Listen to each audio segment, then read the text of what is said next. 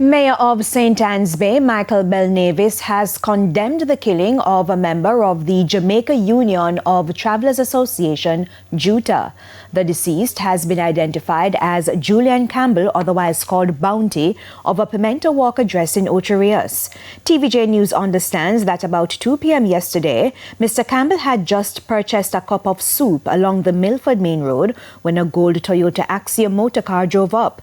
It's further understood that a man jumped out of the vehicle and opened fire at Mr. Campbell before speeding off.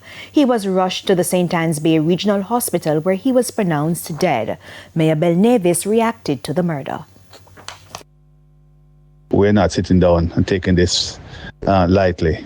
The police high command has assured me that doing everything necessary to alleviate this other situation, because we're at the tourism capital of the parish and, of course, certainly Jamaica. And with that, crime has to be low. For tourists to come and feel comfortable, there can be no drive-by shooting, there can be very no murders, there can be no robberies.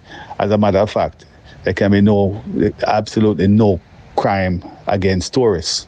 So we'd like to extend our condolences to the family of the bereaved. We understand that he's from the Parrytown area of Ocho Rios, and as such, we'd like to extend our condolences.